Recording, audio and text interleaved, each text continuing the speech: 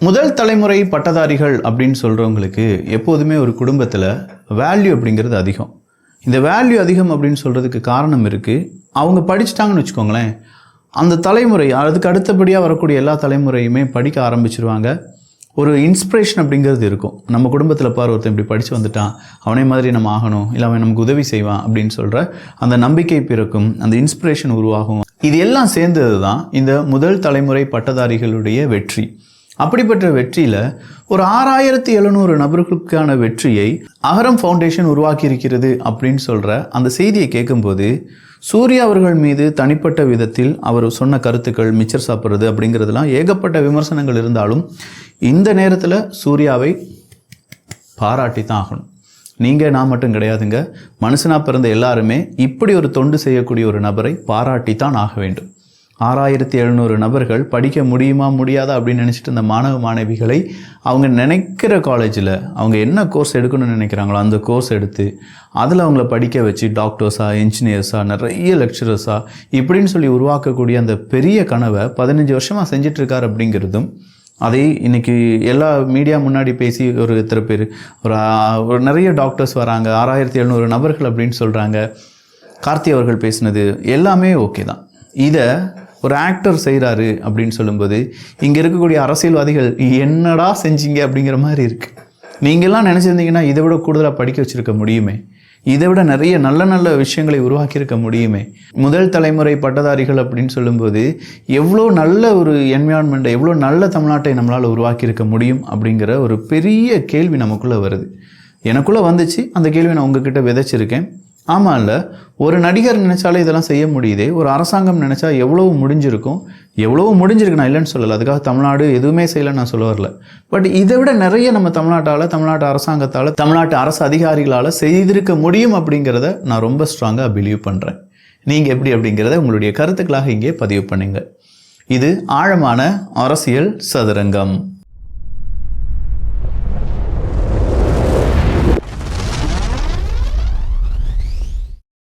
So தேர்தல் பிரச்சாரம் அப்படின்னு சொல்கிறது இப்போது எல்லாருமே பேச ஆரம்பிச்சிட்டாங்க, செய்ய ஆரம்பிச்சிட்டாங்க. எடப்பாடி பழனிசாமி அவர்கள், அன்புமணி ராமதாஸ் அவர்கள், பிரேமலதா அவர்கள், அடுத்ததாக ஸ்டாலின் அவர்கள், இப்படின்னு சொல்லி ஒவ்வொருத்தவங்களும் என்ன செய்ய ஆரம்பிச்சிட்டாங்க, மக்களை சந்திப்பது, அதற்கு ஒவ்வொரு பெயர் போடுறாங்க. மக்களை மீட்போம், தமிழ்நாட்டை காப்போம் அப்படின்னு சொல்லி. உங்களுடன் ஸ்டாலின் அப்படிங்கிறதுல கூட அரசாங்கம் அப்படிங்கிறதுக்கான ஒரு சின்ன விஷயங்கள் இருந்தாலும் ஒட்டுமொத்தமாக இந்த பிரச்சாரங்கள் எல்லாமே ஆரம்பிக்கப்பட்டு விட்டது. அதனால் ஏகப்பட்ட வெடி விபத்துகளும் ஏற்படுகின்றன. எந்த மாதிரியான வெடி விபத்து? இந்த கட்சியை சார்ந்தவங்க உள்கட்சியிலே இருக்கக்கூடிய நபர்கள் வெளியேற்றுவது அப்படிங்கிற ஒரு வெடி விபத்து ஏற்பட்டுச்சு. அதுதான் மல்லை சத்யா அவர்கள். ஸோ மதிமுக அங்கே அடிஞ்சு அப்படியே கீழே விழுந்து போயிட்டுருக்கு. இன்னொன்று பாமகவில் ஏற்பட்டிருக்கக்கூடிய ஒரு வெடிகுண்டு சப்தம் தான். அன்புமணி ராமதாஸ் அவர்களுக்கும் இடையே ஏற்பட்டிருக்கக்கூடிய சண்டை சச்சரவு. அடுத்ததாக ஓபிஎஸ் அவர்களுக்கும் இபிஎஸ் அவர்களுக்கும் இருக்கக்கூடிய அடுத்த குண்டு அப்படிங்கிறது எல்லாமே வெடிச்சிட்ருக்கு. ஸோ இன்றைக்கி நயினார் நாகேந்திரன் அவர்களுடைய வீட்டில் தேர்தல் பிரச்சாரத்திற்காக நெல்லை வந்த எடப்பாடி பழனிசாமி அவர்களுக்கு பிரம்மாண்டமான ஒரு விருந்து அப்படிங்கிறத கொடுத்தார். அதில் தமிழிசை, எஸ்பி வேலுமணி, ஹெச் ராஜா உள்ளிட்டோர் பங்கேற்பு அப்படிங்கிற ஒரு செய்தி என்னால் பார்க்க முடிந்தது. அப்போ இங்கே எடப்பாடி பழனிசாமி அவர்களுக்கு ஆதரவாக நயினார் நாகேந்திரன் அவர்கள் இருக்காங்க. ஆனால் பன்னீர்செல்வம் அவர்களை எல்லாருமே சேர்ந்து தனியாக விட்டுட்டாங்களோ அப்படிங்கிற ஒரு கேள்வி உருவாகி இருக்குல்ல. இப்படி தனியாக விட்டதை திமுக பிடிச்சிக்கிட்டாங்க, அது ஒரு ஜாதிய ஓட்டு அவங்களுக்கு கிடைக்கும் அப்படின்னு நம்ம சொன்னால் கூட பன்னீர்செல்வம் அவர்கள் சொல்கிறாரு, ஒரு மெசேஜுக்கான, வாட்ஸ்அப் மெசேஜுக்கான ஒரு ஸ்க்ரீன்ஷாட் எடுத்து காண்பிக்கிறார். நான் நயினார் நாகேந்திரன் அவர்களுக்கு இதை அனுப்பியிருந்தேன், ஆனால் அவர் ரெஸ்பாண்ட் பண்ணலை, 6 முறை கால் பண்ணியிருந்தேன், ஒரு லெட்டர் அனுப்பியிருக்கேன் அப்படிங்கிறார். இப்போ நயினார் நாகேந்திரன் அவர்களிடம் கேட்கும்போது, இது அண்ணாமலை அவர்கள் இருக்கும்போதே கேட்குறாங்க. அப்போ அண்ணாமலை அவர்கள் இல்லை முக்கியமான ஒரு நிகழ்வுக்கு வந்திருக்காரு, அதை பற்றிலாம் இப்போ கேட்க வேண்டாம், அவர் தனியாக நெல்லையில் சந்திப்பு நடத்துவார், அந்த டைம் இதெல்லாம் நீங்கள் கேட்டுக்கோங்க அப்படின்னு சொல்லி சின்னதாக அதுக்கு பிரேக் கொடுக்குறாரு. அடுத்ததாக நயினார் நாகேந்திரன் அவர்களிடம் கேட்கும்போது, இதில் நான் பொய் சொல்ல வேண்டிய தேவை என்ன இருக்குது? அவர் எழுதுனதாக ஒரு லெட்டர் சொல்கிறார், அது எனக்கு இன்னும் கிடைக்கல, அது கிடைச்ச பிறகு நான் உங்ககிட்ட காண்பிக்கிறேன். அவர் ஏதோ ஒரு காரணம் சொல்லணும் அப்படிங்கிறதுக்காக இந்த காரணத்தை சொல்லி இப்போ எங்களை எதிர்க்க ஆரம்பிச்சிருக்கார் அப்படின்னு சொல்கிறாங்க. நான் கூட நேற்று சொன்னேன், ஓபிஎஸ் அவர்கள் கண்டிப்பாக மாநாட்டை நடத்துவதற்கு பதிலாக மத்திய அரசாங்கம், அப்போது இப்போ எப்படி மாறிடுச்சு அப்படின்னு பார்த்தீங்கன்னா ஒன்றிய அரசாங்கமாக மாறிடுச்சு. பன்னீர்செல்வம் அவர்களும் இப்போது எப்படி சொல்ல ஆரம்பிச்சிட்டாருன்னா, ஒன்றிய அரசாங்கத்தின் பிஜேபி தமிழ்நாட்டு மக்களுக்கு எதிராக நிறைய நயவஞ்சகங்கள் செஞ்சிட்டு இருக்காங்க, அது எல்லாத்தையுமே சொல்லி புரிய வைப்பது தான் என்னுடைய வீடு வீடாக செல்லக்கூடிய அந்த பயணம் இருக்க போகுது அப்படின்னு சொல்லியிருக்காங்க. ஸோ இவ்வளோ நாள் மோடி அவர்கள் பாஜக அப்படின்னு சொல்லிட்டு இருந்த தலைவரை இன்றைக்கி அவங்களுக்கு எதிராகவே பேச வைத்து விட்டார்கள் அப்படின்னு சொல்கிறத எல்லாருமே அதிமுகவை சார்ந்தவங்களும் பிஜேபியை சார்ந்தவங்களும் இன்றைக்கி இதை ஒரு விமர்சனமாகவும் சொல்கிறாங்க. அதிமுகவுக்கு விமோச்சனம் கிடச்சிருச்சு அப்படின்னும் சொல்கிறாங்க. இதே கேள்வியை திருமாவளவன் அவர்களிடம் கேட்கும்போது தேமுதிக உள்ளே வருதுன்னு சொல்கிறாங்க, இபிஎஸ்க்கு எதிராக ஓபிஎஸ் உள்ளே வராங்க அப்படின்னு சொல்கிறாங்க.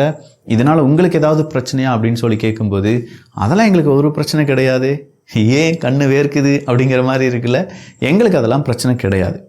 நாங்கள் நல்ல கூட்டணி, என்ன வந்துட்டாரா இபிஎஸ்க்கு எதிராக ஓபிஎஸ் வந்தால் ஓபிஎஸ்க்கு நல்ல காலம் பிறந்துருச்சுன்னு அர்த்தம். தேமுதிக உள்ளே வந்தாலும் எங்களுக்கு பிரச்சனையே கிடையாது, எங்களுடைய கூட்டணி ரொம்ப ஸ்ட்ராங்காக இருக்குது, அவங்களுக்கு நல்ல காலம் பிறந்திருக்கு, அதனால தான் திமுக கூட்டணிக்குள்ளே வராங்க அப்படின்னு சொல்லியிருக்கார். பட் இப்படி நிறைய கட்சிகள் வர்றதுனால திருமாவளவன் அவர்கள் ஒரு விஷயத்தை புரிஞ்சுக்கிடணும். கட்சி பேரங்கள், அதாவது கூட்டணி அதுக்கான சீட்டு பேரங்கள் அப்படிங்கிறதுலாம் அதிகமாக இருக்கும். அப்படி அதிகமாக இருக்கும்போது இவ்வளோ நாள் உங்கள் கட்சிக்கு நான் விசுவாசமாக இருந்திருக்கேன்னு சொல்லி திருமாவளவன் அவர்கள் கேட்க, நான் விசுவாசமாக இருப்பேன் அப்படின்னு சொல்லி தேமுதிக சொல்ல, நான் விசுவாசத்தை காண்பிக்கிறேன் அப்படின்னு சொல்லி ஓபிஎஸ் அவர்கள் சொல்ல, ஸோ இது ஒரு பிரச்சனை உள்ளூர ஏற்படுத்துமா அப்படின்னு கேட்டால் இல்லை. இது மெகா கூட்டணியாக மாறும். திமுக கூட்டணி தான் மெகா கூட்டணி. அந்த மெகா கூட்டணி தான் ஓரணியில் தமிழ்நாடு அப்படிங்கிறத நாங்கள் முன்னாடியே சொல்லிட்டோம். இந்த ஓரணியில் தமிழ்நாடு வெற்றி பெறும் அப்படிங்கிற ஒரு கருத்தை இப்போது திருமாவளவன் அவர்கள் உட்பட பலரும் பேச ஆரம்பிச்சிருக்காங்க. ஒரு பிரம்மாண்டமான விருந்து கொடுத்தார் நயினார் நாகேந்திரன் அவர்கள் அப்படின்னு சொல்கிறதோடி இந்த செய்தியை முடிச்சிட்டா அவ்வளோ நல்லாவா இருக்கும்? வாய்ப்பு இல்லை. அப்போ பாஜக அதிமுக தேர்தல் வியூகங்களை வகுப்பதற்காகவும் இப்போ சமீபத்தில் ஏற்பட்ட சிக்கல்கள் அது பாஜகவை எப்படி அஃபெக்ட் பண்ணுது, ஓபிஎஸ் அவர்களுடைய வெளியேறுதல் அதை இபிஎஸ் அவர்கள் எப்படி பார்க்கிறார், இதனால் ஓட்டு வங்கி எப்படி சரியும், அதை எப்படி நிவர்த்தி பண்ணலாம், இதை பற்றி டிஸ்கஸ் பண்ணுறதுக்கும் இந்த இரண்டு கட்சியினுடைய தலைவர்களும் கூடியிருக்கலாம். அதிமுக பாஜக கூட்டணி ஆலோசனை திருநெல்வேலி நயினா நாகேந்திரன் அவர்களுடைய இல்லத்தில் அதிமுக பாஜக கூட்டணி ஆலோசனை கூட்டம்.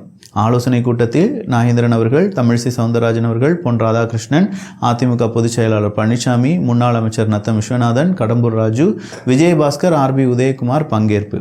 தேர்தல் யுக்திகள் பரப்புரை வியூகம் குறித்து பாஜக அதிமுக கூட்டணி ஆலோசனையில் ஈடுபட்டுள்ளதாக செய்திகள் வெளியாகியிருக்கிறது. தேர்தல் யுக்திலாம் ஓகே.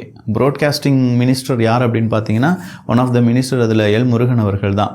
அவர்கிட்ட இருக்கக்கூடிய பவரை வச்சு இந்நேரம் தமிழ்நாட்டுக்குள்ளே மிகப்பெரிய அளவில் அவங்களுடைய ஐடிவிங்க துரிதப்படுத்தியிருக்கலாம், இல்லை இவங்களுடைய செய்தி ரொம்ப பெரிய அளவில் ப்ராட்காஸ்ட் ஆகிற மாதிரியான நிறைய சேனல்ஸ் உருவாக்கியிருக்கலாம். பட் பாஜகவும் அதில் ஒரு தொய்வு நிலையில் தான் இருக்காங்க, அதிமுகவும் அதில் ஒரு தொய்வு நிலையில் தான் இருக்காங்க. இவங்ககிட்ட இருக்கக்கூடிய பவரே அவங்க பயன்படுத்த மாட்டேங்காங்களே. அந்த பவர் அப்படின்னு சொல்கிறது நான் ஏதோ அரசாங்கத்தினுடைய அந்த பவரை எடுத்து அவங்க கட்சிக்காக செய்யணும் அப்படின்னு நான் சொல்லலை. பட் இத்தனை தொண்டர்கள் இருக்காங்கல்ல, 2 கோடி தொண்டர்கள் அதிமுகவில் இருக்காங்க அப்படின்னு சொல்கிறாங்க. அதில் நிறைய படித்தவர்கள் இருப்பாங்க, நல்ல விஷுவல் கம்யூனிகேஷன் படித்தவங்க இருப்பாங்க, அவங்கள வச்சு எடிட்டிங் பண்ணலாம், சின்ன ஷார்ட் ஃபிலிம்ஸ், ஏகப்பட்ட விளம்பரங்கள், நிறைய அரசாங்கம் அதிமுக என்ன செஞ்சிச்சு அப்படிங்கிற மாதிரியான இன்ஃபோகிராஃபிக்ஸ், ஆனிமேஷன்ஸ், இதெல்லாமே செய்ய வச்சா நல்லா இருக்கும்ல. இதெல்லாமே ஸ்ப்ரெட் பண்ணால் தானே ஒரு எலெக்ஷனுக்கான அந்த கும்மு கிடைக்கும். ஆர்டிஃபிஷியல் இன்டெலிஜென்ஸ் கூட அதிகமாக பயன்படுத்த வேண்டாம். உண்மை என்ன, தரவுகள் என்ன, அதை மக்களுக்கு எளிமையான முறையில் அதை கொண்டு போய் சேர்த்தாலே போதுமே. அதை திமுக பக்காவாக செய்வாங்க. திமுக இதற்காகவே, ஏன்னா திமுகவுக்கு இருக்கக்கூடிய மூளை என்ன தெரியுமா, சினிமா மூளை. அவங்கக்கிட்ட இருக்கக்கூடியவங்க டேரக்டர்ஸ் இருக்காங்க, நல்ல கண்டென்ட் ரைட்டர்ஸ் இருக்காங்க, நல்ல வசனகர்த்தா இருக்காங்க, டைலாக் ரைட்டர்ஸ் இருக்காங்க, அவங்கக்கிட்ட நல்ல அனிமேஷன் டீம் இருக்குது. அவங்க என்ன செய்வாங்க, இதை சூப்பராக பயன்படுத்திக்கிடுவாங்க.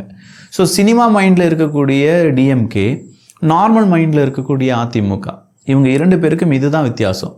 அவங்களுடைய வேலைகள், திமுகவினுடைய ப்ரொஜெக்ஷன்ஸ் எல்லாம் நீங்கள் பாருங்களேன். அவங்க ஒரு பெயர் வச்சாலுமே அது அந்த டைட்டில்லாம் பார்க்கும்போது மக்களை ஈஸியாக கவர்ற மாதிரி இருக்கும். அதில் கலர் கோடிங் யூஸ் பண்ணியிருப்பாங்க, கலர் சைக்காலஜி அப்படின்னு சொல்லுவோம், அதை யூஸ் பண்ணியிருப்பாங்க. இந்த கலர் சைக்காலஜிக்கு பின்னாடி இருக்கக்கூடிய முக்கியமான எமோஷன்ஸை யூஸ் பண்ணியிருப்பாங்க. ஸோ இது எல்லாமே திமுகவினுடைய பக்கா ஒரு ஸ்கிரிப்டாக இருக்கும். அதிமுகவில் அந்த ஸ்கிரிப்ட் அப்படிங்கிறது கொஞ்சம் லேக் தான். ஆனால் விஜய் அவர்களுடைய கட்சி அப்படின்னு சொல்லும்போது முழுக்க திரைப்படம் அப்படிங்கிறதுல தான் வந்தவர். அப்படி இருக்கும் பட்சத்தில் அவருடைய ஸ்கிரிப்ட் ரொம்ப நல்லா இருக்கணுமே. அவருடைய ஸ்கிரிப்ட் சமீபத்தில் சொதப்பி இருக்குது அப்படிங்கிறத, கவின் அவர்களுடைய மரணம், அதற்கு இன்னும் அவர் இரங்கலையோ கேள்விகளையோ கேட்கவில்லை. ஏங்க விஜய் அவர்களே எல்லாம் கேட்கணும். உபத்தலைவர்கள் போயிட்டாங்க, முக்கியமான தலைவர்கள், அந்த தொகுதியில் இருக்கக்கூடிய தாவேகா உறுப்பினர்கள் எல்லாரும் போய் துக்கம் விசாரிச்சிட்டாங்களே அப்படின்னு சொல்லி கேட்கலாம். பட் சென்சிட்டிவான மேட்டருங்க இது. 2 பக்கமும் பேச முடியாது அப்படிங்கிறதுனால ஏதாவது ஒரு பக்கம் பேசியாக வேண்டும். எனவே தான் விஜய் அவர்கள் தவிர்க்கிறார் அப்படின்னு சொல்லக்கூடிய அந்த ஒரு பரப்புரையை தவிடுபடி ஆக்க வேண்டும் என்றால் விஜய் அவர்கள் களத்தில் இறங்கி இருக்கணும். ஓகே, இனிமேல் அதற்கு அவர் என்ன எக்ஸ்பிளனேஷன் கொடுக்க போகிறார் அப்படிங்கிறது தெரியல. இன்னைக்கு அதிமுக சார்பாக மறைந்த அஜித்குமார் அவர்கள் இருக்காங்கல்ல, 5 காவல்துறை அதிகாரிகளால் கொல்லப்பட்ட, கொடூரமாக கொல்லப்பட்ட, ரொம்ப நரக வேதனைகளை அனுபவித்து இறந்து போன அஜித்குமார் அவர்களுக்கான இழப்பீடாக 5 லட்சம் ரூபாய் அதிமுக கொடுப்பதாக சொல்லியிருந்தார்கள். அதை இன்னைக்கு செக்காக கொடுத்துருக்காங்க அப்படிங்கிற ஒரு தகவல் வெளியாகி இருக்கிறது. அடுத்ததா தேமுதிகவினுடைய புறப்பாடு தான். உள்ளம் தேடி இல்லம் நாடி தமிழ்நாட்டின் வடகிழக்கு எல்லையான ஆரம்பாக்கம் கிராமத்திலிருந்து தொடங்கியது தேமுதிகவின் புரட்சி பயணம். ஒரு தொகுதிக்கு 7 இடத்தில் தேமுதிக பொதுச் செயலாளர் அன்னியா அவர்கள் உரையாற்றுகிறார். இன்று கும்மிடப்பூண்டி தொகுதி மாலை 4 முதல் இரவு 10 மணி வரை அப்படின்னு சொல்லி தேமுதிகவும் அவங்க லிஸ்ட்டை ஆரம்பிச்சிட்டாங்க. அப்போது தேமுதிக பிரேமலதா அவர்கள்ட்ட கேட்கும்போது குறை சொல்வதற்காகவும் இல்லாட்டி எதுக்கு எடுத்தாலும் பெரிய அளவில் இன்னொரு கட்சியை குற்றம் சொல்வதற்காக மட்டும் என்னுடைய தேர்தல் பிரச்சாரம் இருக்க போகிறது கிடையாதுன்னு சொல்லியிருக்காங்க. அதாவது சிக்னல் கிடச்சிருக்கு, திமுகவை பற்றி குறை சொல்ல மாட்டோம், பட் என்னென்ன தேவை மக்களுக்கு அப்படிங்கிறத பற்றி நாங்கள் பேசுவோம். இதுதான் பிரேமலதா அவர்கள் கொடுத்திருக்கக்கூடிய அந்த சிக்னல். அடுத்ததாக விஜய் அவர்களுக்கு எதிராக அஜித் அவர்களா அப்படிங்கிற ஒரு கேள்வியை இன்னைக்கு அஜித் அவர்கள் கொடுத்திருக்கக்கூடிய ஒரு ஸ்டேட்மெண்ட் உருவாக்கி இருக்கிறது. அஜித் அவர்கள் சினிமாவுக்குள்ளே 33 வருடங்கள், அதற்கு அவர் நன்றி தெரிவிக்கும் விதமாக ஒரு ஸ்டேட்மெண்ட். பொதுவாக இந்த மனுஷன் இதெல்லாம் செய்ய மாட்டார், பட் இப்போ ஏதோ செஞ்சிட்ருக்காரு. அது ஏன் அப்படிங்கிறது அவர்கிட்ட தான் கேட்கணும், அஜித்குமார் அவர்கள்ட்ட தான் கேட்கணும். அப்போ அஜித்குமார் அவர்கள் சொல்கிறாங்க, இந்த 33 வருஷத்தில் தேவையில்லாத முடிவுகளை நான் எடுத்திருக்கேன், நிறைய ஏற்றம் இறக்கம் அப்படிங்கிறதெல்லாம் பார்த்துட்டேன். அப்படி இருந்தும் நான் இந்த நிலைமையில் இருக்கேன்னா அதுக்கு நீங்கள் தான் காரணம், உங்களுடைய கால் பாதங்களை தொட்டு வணங்குகிறேன் அப்படிலாம் சொன்னவர். எனக்குன்னு ஒரு ரசிகர் கூட்டம் இருக்குது, அந்த ரசிகர் கூட்டத்தை என்னுடைய பர்சனல் காரியத்துக்காக, தனிப்பட்ட என்னுடைய நன்மைக்காக என்றைக்குமே நான் பயன்படுத்தி கொள்ள மாட்டேன் அப்படின்னு சொல்லி அவர் ஸ்டேட்மெண்ட்டை கொடுக்குறார். அப்போ இந்த ஸ்டேட்மெண்ட்டை தூக்கி வச்சுட்டு விஜய் அவர்களுக்கு எதிராக இருக்கிறவங்க பாருங்கள், அஜித் அவர்கள் எப்படிப்பட்ட ஜென்டில்மேன், சின்னதாக ஏதாவது உதவிகள் செஞ்சாலும் கூட விஜய் அவர்கள் நான் தான் செஞ்சேன்னு சொல்லுவார். ஸோ தன்னுடைய ரசிகர்களை தன்னுடைய கட்சி உறுப்பினர்களாக மாற்றி இப்போது வாக்காளர்களாக மாற்றி கொண்டிருக்கிறார். இது சுயநலம் தானே அப்படின்னு சொல்கிறாங்க கொஞ்சம் பேர். சூர்யா அவர்களை பாருங்கள், 67,000 பேருக்கு இன்றைக்கி அவர் பெரிய உதவிகளை செஞ்சுருக்காரு. ஆனால் ஏதாவது வெளியில் சொல்கிறாரா? ஆனால் 10 பேர் +2லையும் 10த்லையும் நல்ல மார்க் எடுத்துட்டாங்கன்னு சொல்லி அதை லைவில் போடுற தாவேகாவினுடைய தலைவர் விஜய் என்ன செய்கிறாரு அப்படின்னு சொல்கிற கேள்வி. அப்போ இன்றைக்கி இது ஒரு பெரிய பரப்புரை தான். அஜித் அவர்களும் சூர்யா அவர்களும் செய்தது விஜய் அவர்களை நேரடியாகவோ மறைமுகமாகவோ அவருடைய அரசியல் வாழ்க்கைக்கு ஒரு கேள்வியை உருவாக்கி இருக்கிறது. கண்டிப்பாக விஜய் ரசிகர்கள், விஜயனுடைய ஆதரவாளர்கள் இந்த கேள்வியை சுக்குநூறாக்குவார்கள். அங்கேருந்து ஒரு விளக்கம் வரும் அப்படின்னு சொல்லி நாம் எதிர்பார்க்கலாம். நிறைய செய்திகள் பார்த்துருக்கோம். இந்த செய்திகளை பற்றிய உங்களுடைய கருத்துக்கள் இங்கே வரவேற்கப்படுகின்றன. எல்லோரும் அரசியல் சதுரங்கத்தில் இணைந்திருங்கள்.